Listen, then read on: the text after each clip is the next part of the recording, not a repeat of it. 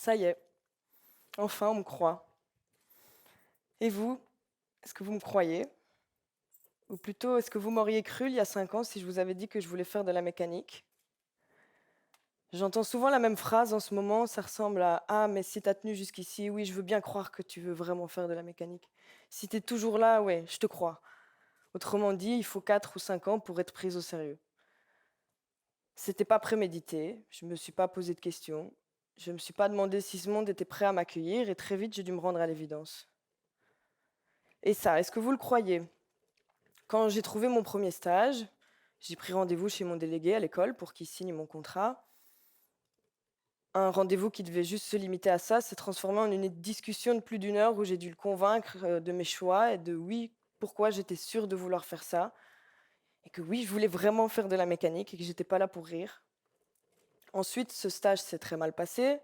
On voulait pas que je porte la salopette. On me disait que ma place n'était pas dans l'atelier, mais à la réception, pendue au téléphone. Donc j'ai été rapporter cette histoire à ce même délégué. Et le plus drôle, c'est que juste après, il m'a recommandé auprès d'un autre garage en tant que réceptionniste. Avouez que c'est risible. Vous l'aurez donc compris, c'est seul que j'ai appris à naviguer dans ce milieu scolaire, puis professionnel. J'ai dû apprendre à réagir quand il le fallait, à me battre pour mes objectifs et à pas me laisser décourager. Mais je vous avoue que parfois c'est difficile. Vous en connaissez beaucoup, vous, des femmes mécaniciennes? Moi, toutes les personnes que je rencontre dans mon métier, ce sont des hommes. Que je sois chez mon marchand de pièces, à la casse automobile, à mon boulot, avec mes collègues ou une majorité des clients, je suis entourée par la jante masculine du matin au soir. Vous me direz, mais qu'est-ce que ça change? Mais en fait, le manque de représentation implique des choses pour moi auxquelles j'avais pas pensé. Par exemple, je me sens plus vulnérable et exposée aux préjugés et aux microagressions. Je ne sais pas toujours vers qui me tourner quand un problème lié à mon genre fait surface.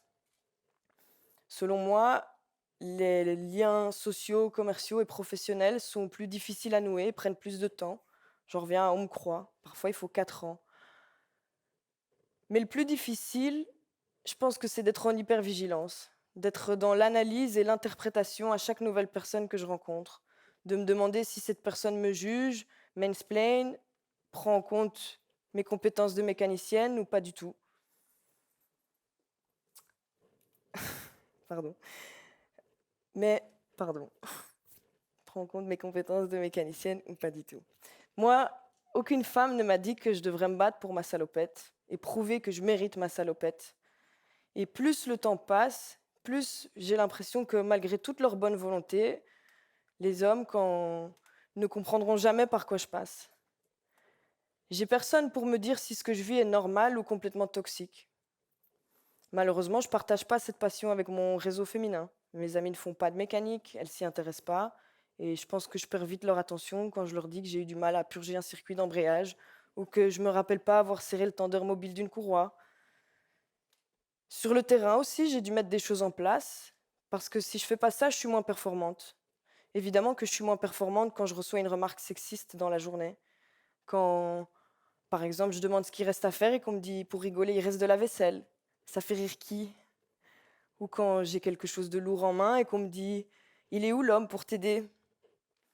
Ou simplement quand tu sais pas si un client va répondre à ton bonjour ou juste te dévisager. Je suis pas toujours à l'aise, mais parfois je me force à réagir. Mais c'est vrai que c'est plus facile de laisser couler que de déconstruire quotidiennement les discours. En parlant de laisser couler, mon calendrier bernaire. Vous savez très bien de quoi je parle.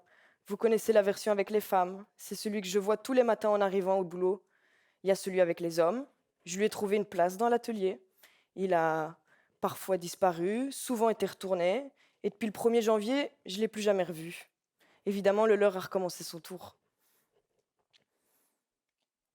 Clairement, il y a un déséquilibre, et même si j'en fais pas ma mission principale, je pense que c'est mon devoir d'apporter ma patte pour une profession plus juste. Par exemple, je pense à mes amis ou les amis de mes amis qui se font souvent prendre pour des idiotes dans les garages. Et je sais que quand elles ont mon numéro, elles n'hésitent pas à m'appeler pour un conseil ou juste une vérification de ce qu'un garagiste masculin leur aurait dit. Et pour moi, c'est une manière de rétablir cet équilibre. C'est une manière de faire de ce qu'on considère une faiblesse au quotidien une force dans ces moments de solidarité féminine. D'ailleurs, cette solidarité féminine, je l'applique aussi dans ma vie privée. En règle générale, je fais de mon temps libre un espace safe dédié à la sororité. Un espace, pardon. Hem, Par exemple, pour moi, pour évacuer mes journées, c'est plus facile de le faire avec des hommes. Pardon, avec des femmes. C'est beaucoup plus facile pour moi de les évacuer avec des femmes. Ou, par exemple, je me suis essayée à la pole dance en espérant y trouver une majorité de femmes. Et sur le lieu de travail aussi, j'ai dû rendre mon environnement plus accueillant.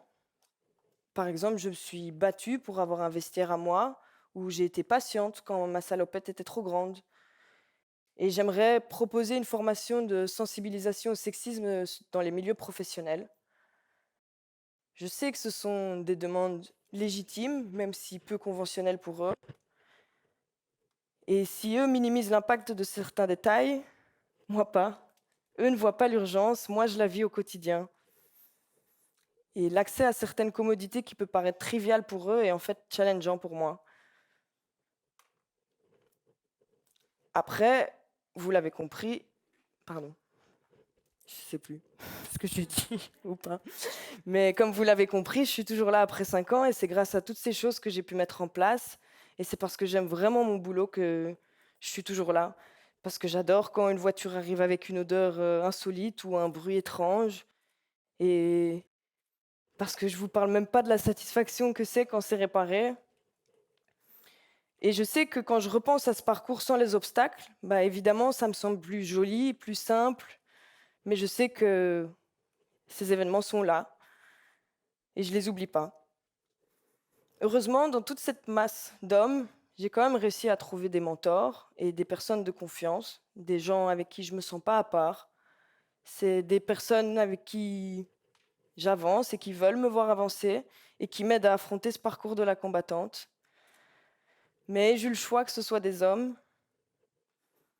Il y a 5 ans, on m'a pas cru, mais la prochaine fois qu'une femme vient vous parler en salopette, s'il vous plaît, croyez-la. Merci pour elle. Merci.